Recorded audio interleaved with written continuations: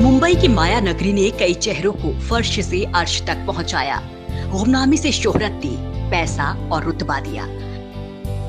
लेकिन इसी माया नगरी की चकाचौंध ने कई लोगों को ऐशो आराम की जिंदगी देकर भीख मंगा भी बना दिया।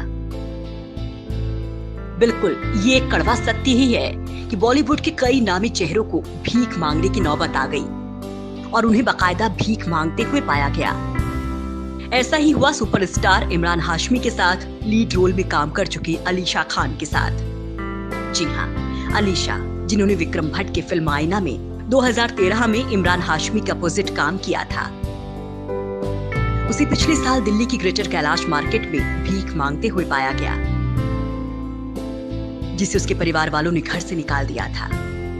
मूल रूप से गाजियाबाद की रहने वाली अलीशा ने अपने एक्स बॉयफ्रेंड की शिकायत पुलिस से की थी, जिसने उनका इंटीमेट वीडियो बना लिया था। अपने बॉयफ्रेंड के द्वारा ऐसी हरकत करने और इस मामले की शिकायत मुंबई पुलिस से करने का नतीजा ये हुआ कि उसकी माँ और उसके भाई ने उसे घर से निकाल दिया और उसे दर-दर की भीख मांगने के लिए छोड़ दिया। इस समय अलीशा की मदद करने वाला कोई नहीं था। कई दिनों से भूखी अलीशा एक दिन दिल्ली पहुंच गई।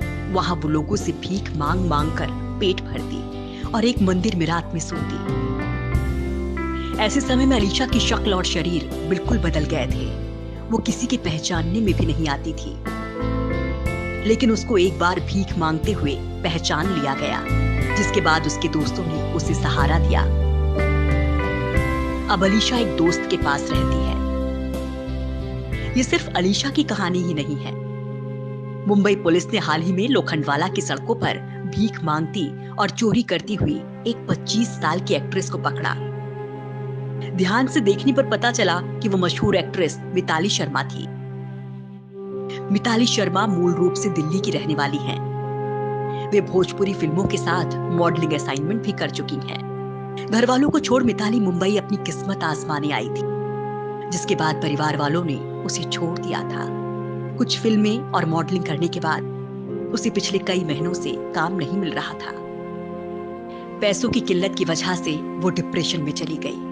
जिस हालत में मिताली पुलिस को मिली थी, उसे देखकर अंदाजा लगाया जा सकता है कि पिछले कई दिनों में उन्होंने कुछ भी खाया नहीं था। इसके अलावा गीतांजलि नागपाल, जो कई नामी डिजाइनर्स के लिए रैंप पर चल चुकी थी, उसे भी 2007 में साउथ दिल्ली के एक पॉश बाजार में भीख मांगते हुए पाया गया।